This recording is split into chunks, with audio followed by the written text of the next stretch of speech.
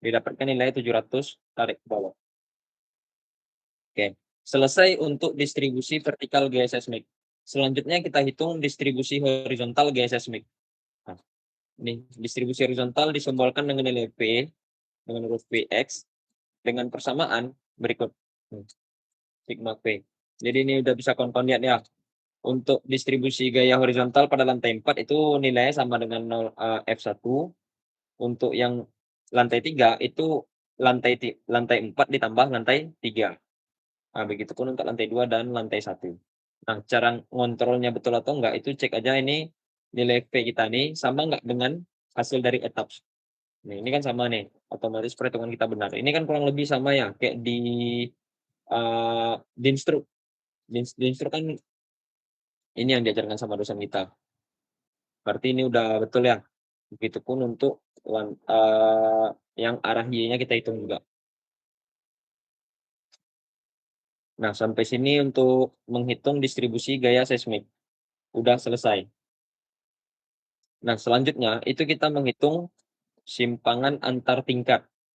Simpangan antar tingkat ini bisa kawan-kawan cek di tabel 20.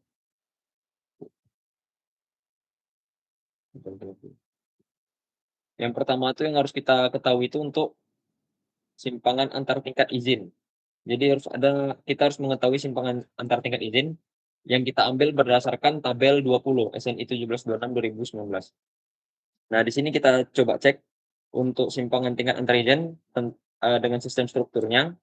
Sistem struktur selain dari struktur dinding geser 4 tingkat atau kurang, dengan partisi, langit-langit, dan sistem dinding eksterior yang telah didesain untuk mengakomodasi simpangan antar tingkat. Nah, ini kita tidak ya, karena kita tidak menggunakan sistem dinding. Kemudian yang ini juga tidak, sistem dinding geser cantilever batu bata tidak, untuk struktur dinding geser juga tidak, maka kategori struktur kita termasuk struktur lainnya. Nah, baru kita ambil nilainya, yaitu kita ambil berdasarkan kategori resiko bangunan kita. Kategori resiko bangunan kita tuh kita cek di tabel 3. Nah, karena kemarin tugas saya itu gedung perkantoran, maka kategori resiko saya kategori resiko 2.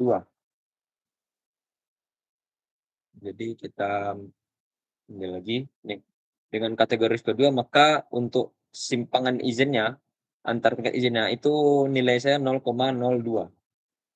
Nah, di sini saya ambil 0,02. Kemudian untuk faktor redundansi. Faktor redundansi di sini ada keterangannya. Nih, untuk sistem pemikul gaya seismik yang terdiri dari hanya rangka momen. Nah, ini kita ya. Karena kita hanya sistem rangka pemikul momen kan, hanya rangka momen pada struktur yang didesain untuk kategori desain seismik D. Nah, ini termasuk pada model saya karena saya sistem kategorinya D, simpangan antar tingkat tidak boleh melebihi simpangan antar tingkat izin dibagi faktor redundansi. Nah, untuk faktor redundansinya itu diambil sesuai dengan ini. Untuk faktor redundansi kategori seismik D sampai F. Untuk struktur kategori desain seismik D yang memiliki ketidakberaturan torsi berlebihan, nah ini tidak kasus kita ya. Nah, nilai RO-nya harus sebesar 1,3. Dan untuk kategori seismik desain E dan F tidak diizinkan memiliki kategori ketidakberaturan torsi. Nah, kemudian untuk struktur yang tidak memiliki ketidakberaturan torsi berlebihan dengan kategori seismik D, nah ini punya saya, faktor redundansinya sekitar 1,3. Nah, nih. Jadi nilai RO saya harus 1,3 sesuai. Nanti misalnya kawan-kawan ada cek juga nih, kecuali jika satu dari 2 kondisi tersebut terpenuhi, maka faktor redundansi kita bisa ambil 1. Ini untuk keterangannya, tapi kawan-kawan bisa baca sendiri. Sorry. Nah, nanti misalnya kalau kawan-kawan ada penambahan dinding geser, itu nanti bisa dicek juga di sini. Nih, kondisi faktor redundansinya sama dengan 0, 1, sorry. Nah, ini misalnya termasuk kategori B atau C gitu, atau sistem dengan desain dinding struktural, itu diambil 1. Tapi karena kasus tugas kita itu kategori D untuk model saya, maka faktor redundansinya 1,3. Jadi maka di sini saya masukkan 1,3. Nah, kemudian itu, cek untuk, story depth and electric izin. Ini yang tadi ya, yang pasal di tabel 20 tadi. Tabel 20 tadi ini. simpangan antar tingkat desain tidak boleh melebihi nih delta per rho. Berarti ini dia ini udah dicek 0,02 dikali 1,3 didapatkan story inelastic kita itu 0,0154. Nah, kemudian untuk parameter yang selanjutnya itu ada CD, faktor pembesaran refleksi, itu nilai 5,5, itu udah link ke atas ya, 5,5 sesuai kategori struktur kita. Kemudian untuk IE-nya juga faktor keutamaan gempa saya itu 1. Nah, story ini untuk menghitung simpangan antar tingkat pada inelastik, beda ya elastik dan inelastik. Yang kita hitung itu yang inelastik atau plastis lah nama lainnya. Ini persamaannya. Nah, yang di etaps nanti itu yang kita keluarkan ini story drift-nya dalam kondisi elastik. Maka harus kita masukkan ke persamaan ini dulu. Itu ada di pasal 78 juga. 8.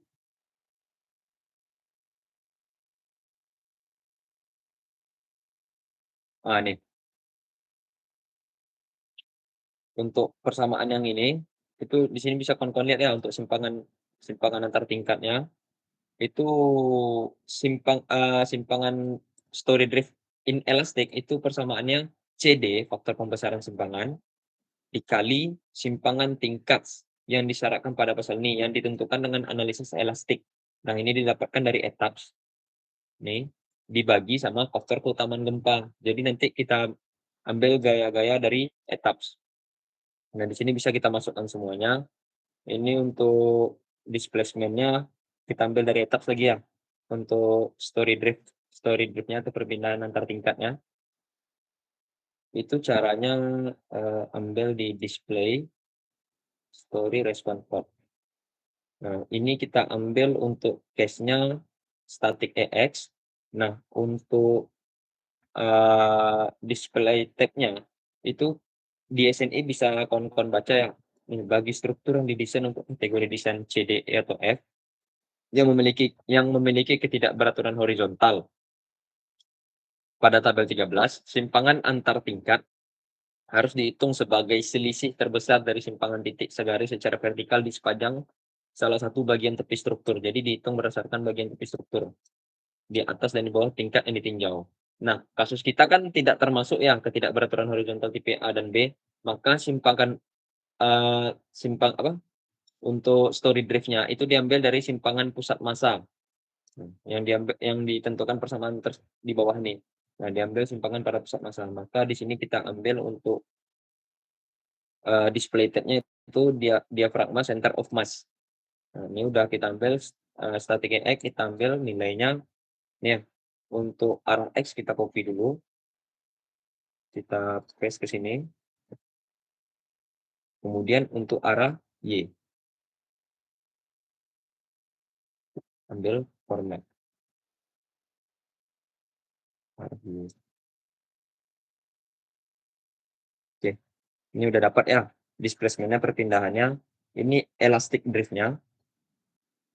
Caranya itu kita tingkat di atas dikurangi dengan tingkat di bawahnya. Ini. Kawan-kawan bisa cek nanti Excel-nya. Ini untuk arah X dan ini untuk arah Y. Ini untuk tinggi bangunan kita. Nah, untuk inelastic drift itu kan persamaannya nih ya. Yang tadi ya, nih di bawah nih. Jadi elastic drift itu dikali sama CD per IE. Nah, didapatkan untuk lantai 4 kita itu inelastiknya 32 mili. Nah, begitu untuk ke bawahnya. Untuk arah Y. Nah, ternyata setelah dicek itu simpangan kita, bangunan kita itu dengan model prelim kita ternyata untuk tugas kita simpangan antar tingkat itu melebihi batas ya untuk inelastiknya. Nih, ternyata di lantai 2 sorry, dengan nilai 60,61. Nah, ini di Excel juga dibuat not oke. Di sini kawan-kawan bisa lihat di gambarnya, ternyata untuk tugas kita itu tidak aman. Nah, solusinya gimana biar, simpangan antar tingkat kita tidak melebihi, drift limit-nya, batas perpindahannya. Itu bisa dengan cara nih, udah ada dicatat di sini ya, solusinya itu yang pertama tingkat kekakuan struktur dengan cara perbesar dimensi kolom atau pertebar shear wall atau tambah shear wall. Yang kedua, nah ini step yang harus kita lakukan apabila kita redesign. Hitung ulang masa bangunan, ambil ulang periodenya, ambil ulang berat seismik, dan bandingkan lagi seperti awal. Nah, ini kan kita karena dengan kolom lantai 1 600 dan lantai 2 500 itu tidak memenuhi syarat untuk simpangan tertingkat, maka kita redesign lagi. Saya ngambil untuk lantai satunya saya perbesar aja lagi menjadi 650 misalnya saya coba. 650, ini 550, ini 550. Nah, untuk di etaps itu kita ganti lagi kolom kita. Action frame satu, dua,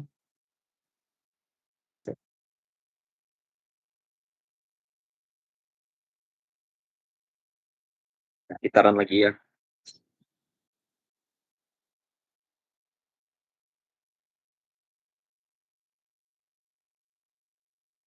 Nah, sekarang kita coba cek displacement-nya langsung ya, perpindahannya.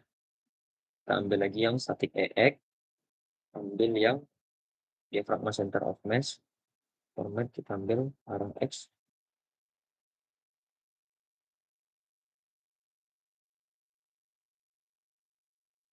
seperti ke sini, yang arahnya juga gitu.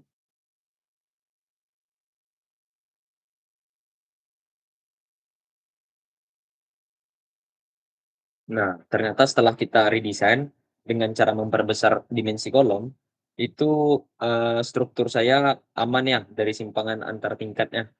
Nih, tidak melebihi drift limitnya perpindahan batasnya. Nah, otomatis kita harus ngitung ulang masa bangunan kita. Ulangi lagi untuk ambil masa bangunan dulu. Dan masa datang,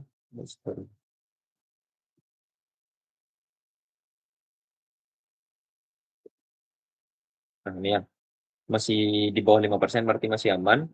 Kemudian untuk nilai Vx sama Vy-nya kita ganti juga. Nih, kalau udah kita redesign, ini Vx sama Vy yang baru hasil manual, kita ambil juga untuk hasil etaps. Jadi analisis result,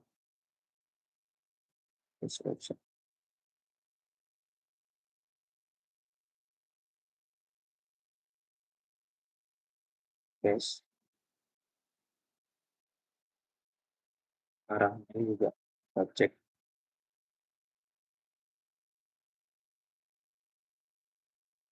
Sama ya, udah aman ya. Oke, berarti sampai sini untuk simpangan antar tingkat kita aman. Tapi saya masih karena saya ngerasa ini belum cukup aman ya karena terlalu dekat simpangan inelastiknya terhadap drift limitnya. Saya ingin memperbesar dimensi kolom saya lagi. Itu saya mengambil 700 saja. Untuk dimensi kolom saya ambil 700 yang lantai 1 baru ambil kuncinya.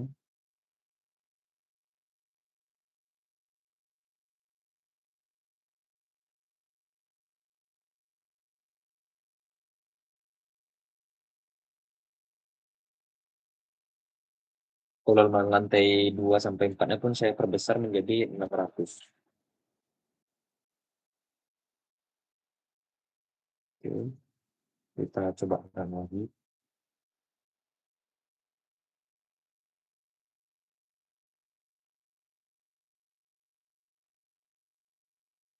Oke, ambil di display story response plot, ambil yang static layout, ambil yang diagram center of mass displacement.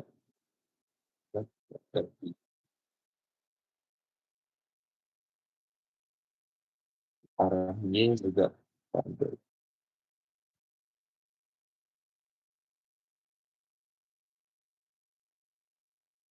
Nih, udah cukup jauh ya. Tadi yang awalnya di dekat-dekat batasnya juga nih. Ini yang awalnya bisa kawan-kawan lihat ya, masih terlalu dekat dengan drift limit ya, makanya saya perbesar untuk yang kita hasil ganti kita tadi ya. Untuk RY.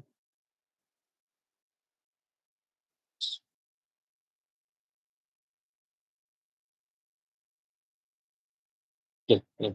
Udah cukup jauh dari drift limitnya, berarti untuk model saya rasa udah cukup. Tinggal saya ambil lagi masa bangunannya ulang. Saya ulang lagi untuk masa bangunannya karena dimensi kolomnya kita rubah ya.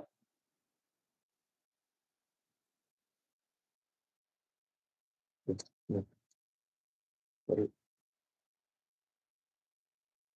nah, ini ya, selisihnya 0,72%. Aman untuk masa bangunannya udah aman. Sekarang kita cek lagi untuk gaya gesernya.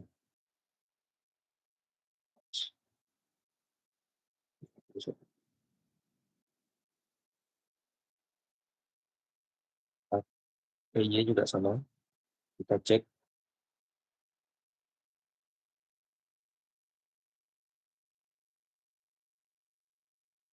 Ini ya, udah oke semua clear. Untuk simpangan antar tingkat kita udah selesai. Sampai sini untuk pengecekan simpangan antar tingkat dengan static equivalent. Nah, kita lanjut untuk pengaruh P delta. Pengaruh P delta itu ada di SNI nomor apa ya? Pasal 7, 8 simpangan antar tingkat. 8. Ini pengaruh P delta ya. Pengaruh P delta pada geser tingkat momen, gaya dan momen tentang struktur yang dihasilkan dan simpangan antar tingkat yang diakibatkannya tidak perlu diperhitungkan bila koefisien stabilitas, ini koefisien stabilitas kita seperti ditentukan sama atau kurang dari 0,1. Jadi kita cek ada perlu disertakan enggak pengaruh dari P delta berdasarkan koefisien stabilitas nih. Apabila kurang dari 0,1 maka tidak perlu disertakan.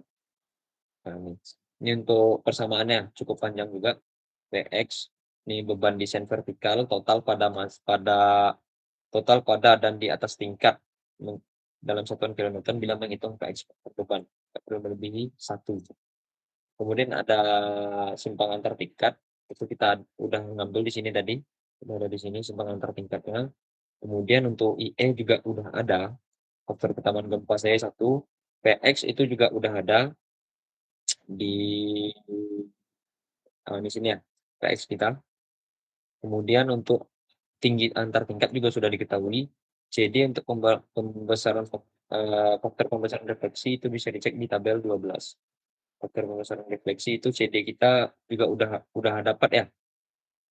Untuk pembesaran faktor refleksi saya 5,5 CD 5,5 berdasarkan SNI. Jadi semua parameter sebenarnya udah didapatkan. Tinggal kita masukkan aja ke Excel ini. Yang pertama itu untuk eh, beban desain vertikal. Nih, koefisien stabilitas itu ternyata juga ada batasan maksimumnya. Koefisien stabilitas tidak boleh melebihi theta max-nya yang ditentukan berdasarkan persamaan berikut. Nih, berdasarkan 0,5 per beta kali CD atau tidak boleh lebih kecil dari 0,25. Di mana nilai beta adalah rasio kebutuhan geser terhadap kapasitas geser untuk tingkat antar tingkatnya. Rasio ini diizinkan secara konservatif diambil sebesar 1. Makanya di sini beta saya ambil sebesar 1. Nah, ini untuk persamaan theta max-nya 0,5 B kali C B 0,5 per B kali C CD atau lebih kecil dari 0,09. Nah, ini udah kita dapatkan ya.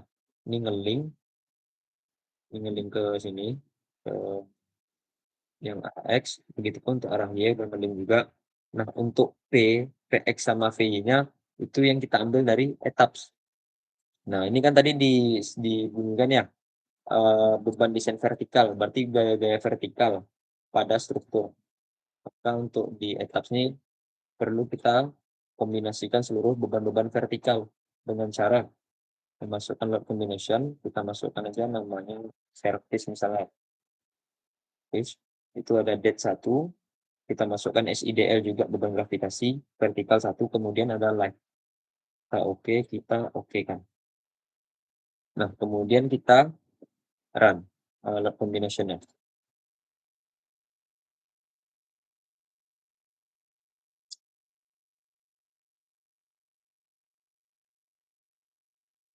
Oke, kita ambil aja di display, show table, select test,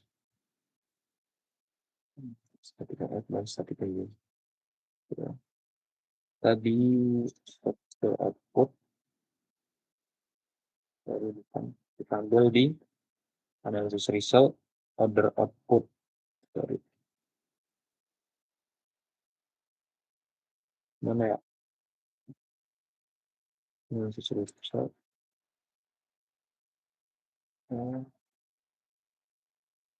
Order output item. Ambil yang nih, story force. Show table. Pertama, kita ambil dulu untuk service. Lokasinya kita ambil aja yang top. Ini PX-nya. Kita masukkan ke sini. Oke. Kemudian untuk static PX, stepnya kita ambil aja step 1. Kita copy juga ke sini. Kemudian static PY.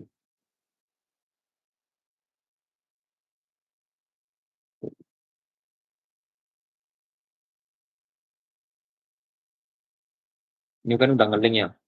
Ini saya buat aja absolute, jadi yang awalnya negatif ini kan hanya menunjukkan arah ya, negatif di sini untuk PX sama PY. Ini saya link, saya buat absolute positif. Kemudian ini udah saya masukkan juga tinggi antar tingkatnya. Nah, setelah didapatkan semua persamaan ini, maka kita bisa menghitung koefisien stabilitasnya. Nih, persamaannya tadi ya, berdasarkan persamaan ini nih. PX dikali delta inelastic drift dikali IE itu 1 IE per PX, ini PX-nya 721 dikali tinggi tingkatnya 4 meter dikali CD. Ini 5,5 kali CD. Dan dapat ini langsung kita tarik aja ke bawah sama juga yang ini. Ini udah sama semuanya ya. Nah, ini ternyata untuk koefisien stabilitas kita itu tidak melebihi batas pengaruh P delta yang ada pada SNI tadi. Yang untuk koefisien stabilitas kita tidak melebihi, yang pertama itu tidak melebihi batas stabilitas struktur.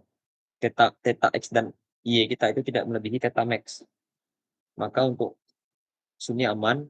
Kemudian di sini juga ada pasalnya. 87.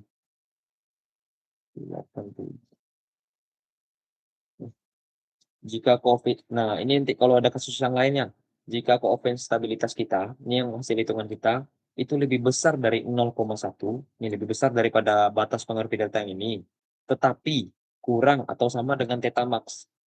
Nah, kan theta max kita ini untuk kasus kita kan oke, memang lebih kecil dari 0,1. Nanti kalau kasus lain, misalnya kawan-kawan dapatkan kasus lain, nah, dan ternyata lebih besar dari 0,1, nanti ambil kasus yang seperti ini. Lebih besar dari 0,1 tetapi kurang atau sama dengan theta max. Nah, untuk faktor peningkatan terkait dengan pengaruh P delta pada perpindahan dan gaya komponen struktur harus ditentukan dengan analisis rasional. Maka baru disertakan untuk pengaruh P delta-nya. Dan khusus kita tidak masalah karena udah aman nih. Bisa kalian lihat ya. Yang merah ini batas stabilitas strukturnya, yang ungu itu batas pengaruh P delta. Pengaruh P delta itu yang 0,1, batas stabilitas struktur itu yang 0,09.